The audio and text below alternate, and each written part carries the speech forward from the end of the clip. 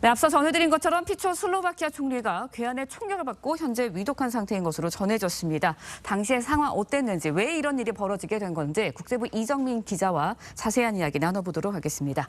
안녕하세요. 네, 오늘 새벽에 이 소식이 전해졌는데 굉장히 충격적입니다. 먼저 이제 피격 당시 상황부터 정리를 해보죠. 네, 일단 현지 시간으로 어제 낮 시간이었습니다. 오후 2시 반 조금 전이었는데요. 피초 총리는 슬로바키아 수도 브라타슬라바에서 약 150km 떨어진 핸들로바라는 마을에서 강요회의를 마친 뒤에 지지자와 인사하던 중에 총격을 받았습니다.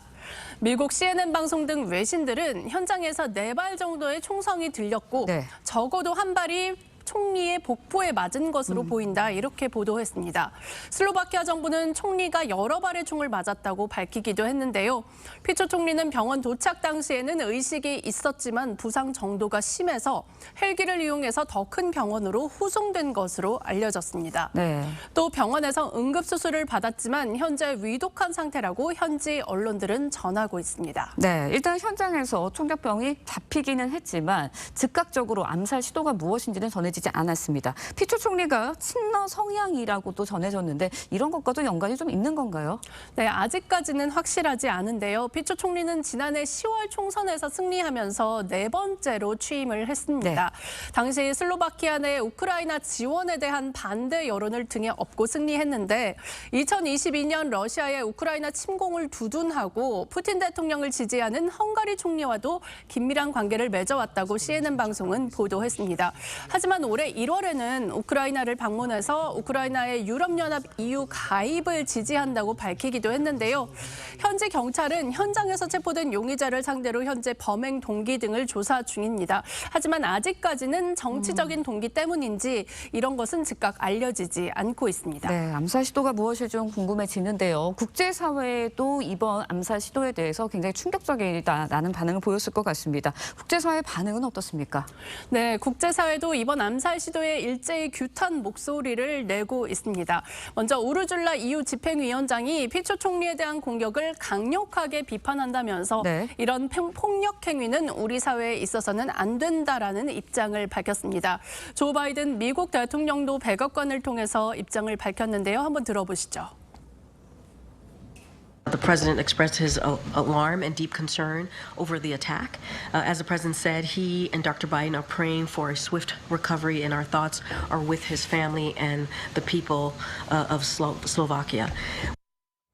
네, 또 올라프 숄츠 독일 총리는 비겁한 암살 시도에 충격을 받았다며 폭력은 유럽 정치권에서 용납되지 않는다, 이렇게 규탄했고요.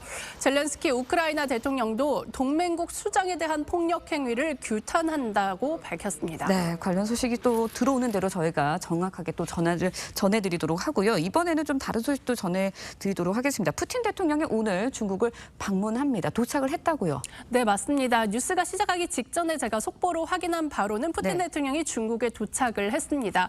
푸틴 대통령은 오늘부터 1박 2일 일정으로 중국을 국빈 방문해서 시진핑 국가주석과 정상회담을 갖는데요. 조금 전 베이징에 도착을 했고요.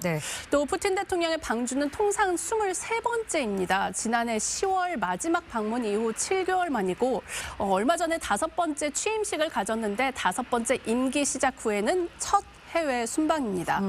러시아는 이런 우크라이나 침공 이후 서방 세계의 전방위 제재에 대해서 어려움을 겪어왔는데 중국이 사실 숨통을 틔워주고 있다는 평가를 받습니다. 러시아는 유럽으로 수출하던 천연가스와 석유 등의 에너지를 중국으로 이렇게 돌리고 반도체 등을 중국으로부터 수입하는 등 양국이 긴밀히 협력을 해왔는데요. 푸틴과 시진핑의 밀월 분위기 속에서 양국 협력은 그동안 민감하게 다뤄졌던 군사, 항공 분야로까지 확대되는 양상입니다. 네, 임기 시작 이후에 이렇게 첫 해외 방문지로 중국을 선택한 게 의미가 좀 있어 보이는데 푸틴 대통령이 이번에 북한을 깜짝 방문할 가능성도 있다는 외신 보도들도 좀 나오고 있다고요. 네, 그렇습니다. 최근 북중러의 밀착이 가속하는 움직임이 곳곳에서 감지돼 왔었는데요. 외신들은 푸틴 대통령이 이번 방중과 연계해서 북한을 깜짝 방문할 가능성에 촉각을 곤두세우고 있습니다. 네, 미국 워싱턴 포스트는 푸틴 대통령이 지난해 러시아 국동을 방문한 김정은 국무위원장과의 약속을 지키기 위해서 이번 아시아 방문을 활용할 수 있다 이렇게 전망했는데요. 푸틴과 김정은은 지난해 9월 러시아 보스토니치 우주기지에서 정상회담을 가졌죠. 이후 북한은 러시아에 포탄과 탄도미사일을 대량으로 제공해온 것으로 알려졌습니다.